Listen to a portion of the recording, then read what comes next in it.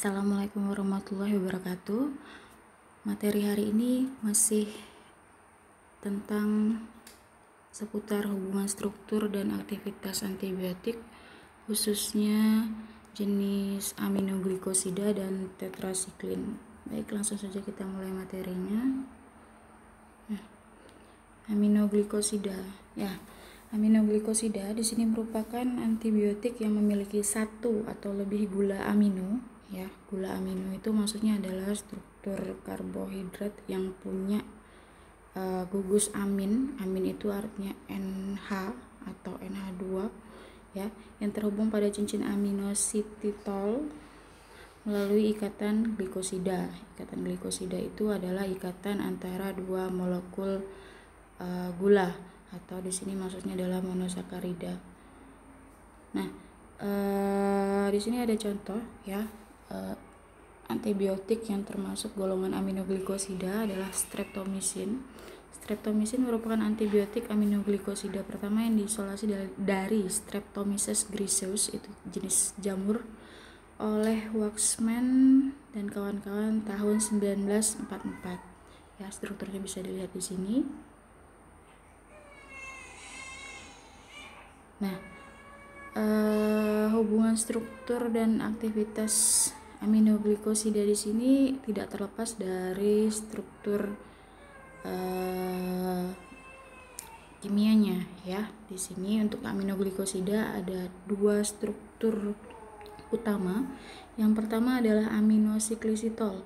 Aminosiklisitol itu adalah struktur 1,3 diamin sikloheksan itu struktur yang pertama. Kemudian yang kedua adalah gula aminonya jadi aminoglikosida itu punya dua struktur utama. Yang pertama adalah aminosiklisitol, yaitu adalah 1,3 diamin sikloheksan, dan gula amino jadi dua struktur itu yang nanti mempunyai peran dalam aktivitas senyawa jenis aminoglikosida.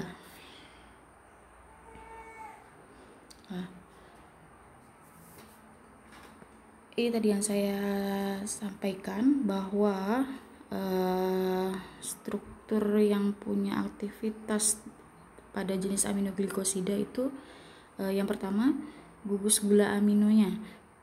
Perhatikan di sini gugus gula itu ada yang C5, ada yang C-nya 6. Di situ perhatikan ada nomornya penomorannya. Kalau di sini C-nya ada 5 C-nya ada 5. Nah, di situ gugus gulanya kenapa disebut gula amino? Karena dia punya NH2 di sini. Dia mengikat NH2, punya gugus amina.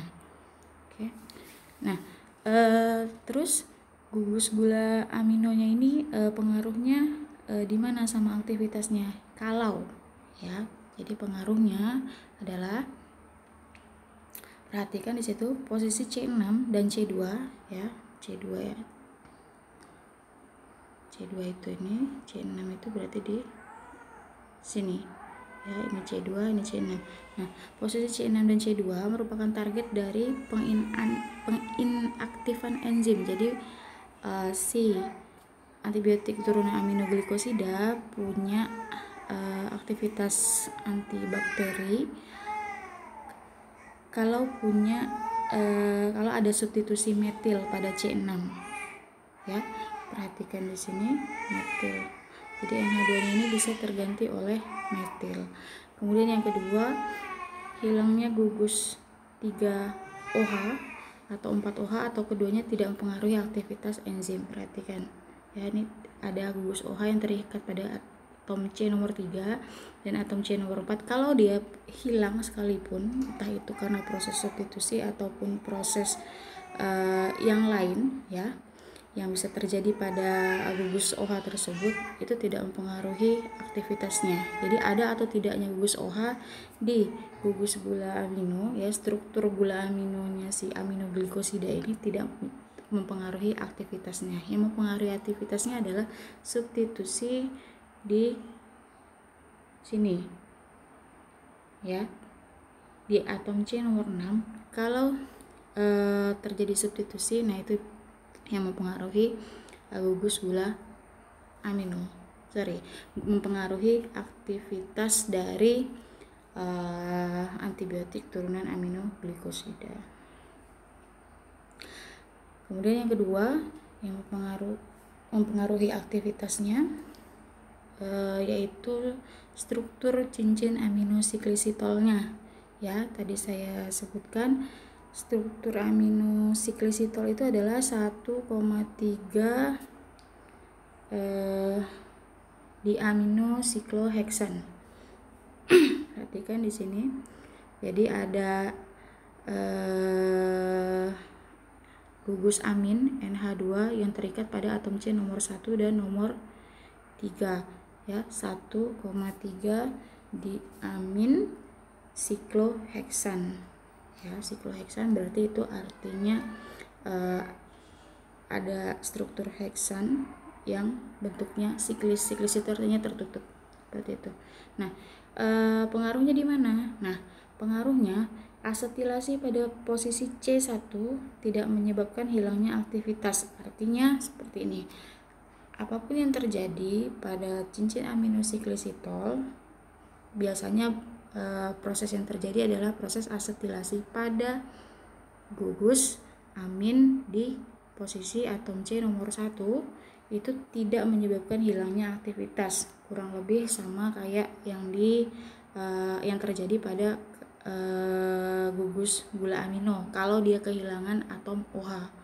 Kalau dia kehilangan atom OH tidak ada pengaruhnya terhadap aktivitas. Begitu juga pada aminosiklisitol ya, cincin aminosiklisitol biasanya terjadi asetilasi pada gugus amin di atom C nomor 1. Nah, itu tidak mempengaruhi aktivitas antibiotik golongan aminoglikosida.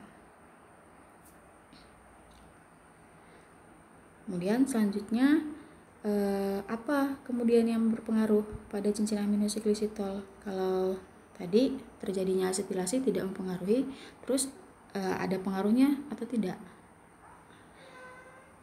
Ada ternyata ya. Jadi yang mempengaruhinya itu adalah proses N-etilasi dari sisomisin menghasilkan N-etilmisin. Ya, jadi perhatikan di sini perubahan N-etilasi. Jadi gugus amin yang ada di sini ini kemudian berubah ya, berubah seperti yang dilingkari yang bawah ini ya. Nah, itu dari gugus NH2 menjadi gugus NH dan kemudian ada CH3, itu namanya proses N-etilasi ya. N-etilasi seperti yang sudah pernah dipelajari, etil itu kalau di kimia organik itu C-nya 2 itu kalau etil. Nah, kalau N-etilasi berarti itu dia setara dengan C2, hanya saja salah satu C-nya itu diganti dengan N, atom N. Jadi di sini ada selain ada CH3 metil ya, salah satu C-nya itu tergantikan dengan N, ada gugus NH di situ. Ya, makanya disebut dengan N-etilasi.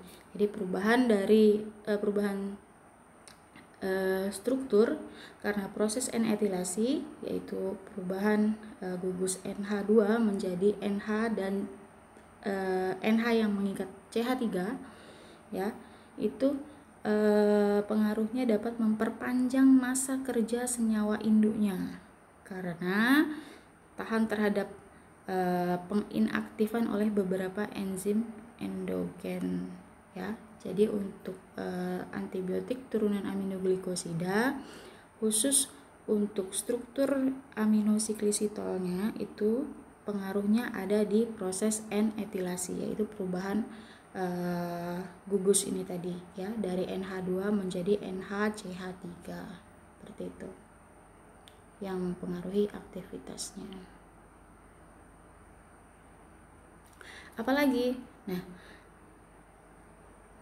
Hilangnya atom O dari gugus 5-OH sisomisin menghasilkan 5-deoksisisomisin menyebabkan senyawa tahan terhadap enzim yang mengasetilasi gugus 3 amino. Jadi perhatikan yang di lingkari merah itu ya. Jadi ketika gugus OH yang di lingkari merah itu kehilangan atom oksigennya ya, itu menyebabkan senyawa induknya secara keseluruhan tahan terhadap enzim yang mengasetilasi gugus 3 amino ya, seperti itu. Jadi aktivitasnya yang perubahan struktur ketika dia misalnya kehilangan atom O, dia akan menyebabkan secara keseluruhan senyawa tersebut tahan terhadap enzim yang mengasetilasi gugus 3 amino ya. Selanjutnya kita ke golongan tetrasiklin. Untuk golongan tetrasiklin ini merupakan turunan oktrahidronaftasen yang terbentuk oleh gabungan 4 buah cincin serta memiliki 5 atau 6 pusat atom C asimetrik. Struktur utamanya dapat dilihat di slide ya. Struktur umumnya perhatikan di situ ya, mungkin lebih jelasnya kita ke slide berikutnya. Nah, di sini sudah diberi kode. Intinya untuk struktur tetrasiklin itu kita beri kode A, B, C, dan D. Nah, penjelasannya seperti ini. Cincin D itu harus merupakan cincin aromatik. Aromatik itu artinya siklik terkonjugasi ya. Apa artinya? Siklik terkonjugasi itu maksudnya adalah strukturnya tertutup yang pertama, kemudian kalau terkonjugasi itu artinya memiliki ikatan rangkap yang dapat berpindah-pindah tempat. Artinya ikatan rangkapnya contohnya di situ ya, di cincin yang D. Perhatikan di sini ini terjadi antara di atom C dan atom C nomor 8 dan 9. Nah, ini ikatan rangkap di atom C nomor 8 dan 9 ini dapat berpindah ya atau terkonjugasi ke atom antara atom C8 dan atom C7. Ketika itu terjadi, berarti ikatan rangkap yang terjadi antara atom C nomor 10 dan yang di sini ini akan berpindah ke antara atom C9 dan 10. Begitu juga dengan yang di sini antara atom C nomor 7 dengan yang di sini, ini dia akan berpindah ke sini seperti itu. Itu namanya terkonjugasi. Artinya elektron yang ada pada ikatan rangkap tersebut sifatnya dinamis, dapat berpindah tempat. Ketika satu berpindah, maka ikatan rangkap yang lain juga akan berpindah, seperti itu, dinamis, dia bergerak dan dapat berpindah, itu artinya terkonjugasi. Nah, itu syarat dari struktur tetrasiklin ya. Cincin dia harus mempunyai cincin aromatik ya. Aromatik itu artinya seperti itu ya, siklis, tertutup, dan punya ikatan rangkap yang terkonjugasi. Kemudian cincin A-nya itu harus tersubstitusi pada setiap atom karbonnya dengan tepat ya, untuk kepentingan aktivitasnya. Jadi selain syaratnya struktur yang D ini harus aromatis, kemudian cincin yang A itu harus tersubstitusi pada setiap atom C-nya. Perhatikan di sini ya. Nah, ini C yang di sini tersubstitusi, C yang nomor 2 tersubstitusi, C nomor 3 tersubstitusi, C nomor 4 juga tersubstitusi. Kemudian cincin B dan C dapat mentoleransi perubahan substituen selama sistem ketoenol, yaitu pada atom C nomor 11, 12, dan 12A tidak berubah dan terkonjugasi pada cincin fenol D. Ya.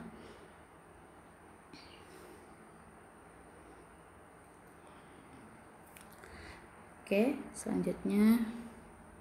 Nah, cincin B, C, D fenol merupakan sistem ketoenol yang sangat penting, dan cincin A harus memiliki sistem ketoenol yang terkonjugasi. Perhatikan yang di lingkari merah ya. Cincin A harus memiliki sistem ketoenol yang terkonjugasi. obligasi. Perhatikan di sini, ini sistem ketonya ya, atom C yang mengikat O double bond itu sistem keto. Kemudian sistem enol itu adalah atom C yang mengikat gugus alkohol, dan itu perhatikan ada ikatan rangkapnya. Nah, ikatan rangkap ini dapat berpindah, artinya sistem keto yang di sini dapat berpindah ke sini dan sistem enol dapat berpindah ke sini. Jadi ikatan rangkapnya dia dapat berpindah ya, berpindah. Sistem keto enolnya dinamis, maksudnya seperti itu. Nah, kemudian secara spesifik cincin A mengandung trikarbonil, suatu gugus ketoenol pada posisi C1, 2, dan 3. Struktur kimia penting lainnya untuk aktivitas antibakteri adalah pada gugus amin pada posisi C4 pada cincin A. Jadi dari keseluruhan ini yang punya pengaruh terhadap aktivitas itu adalah di struktur cincin A pada atom C nomor 4. Perhatikan di sini ya, struktur umumnya adalah N CH3 2 kali. Nah, kalau ini terjadi substitusi ataupun terjadi proses yang lain pada gugus N CH3 2 kali ini, maka hal itulah yang menyebabkan perubahan aktivitas terhadap antibiotik turunan tetrasiklin. Baik, sampai di sini kuliahnya. Apabila ada yang ingin ditanyakan atau kurang jelas, silahkan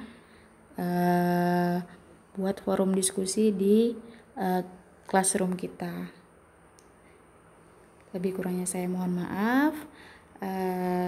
Saya akhiri. Wassalamualaikum warahmatullahi wabarakatuh.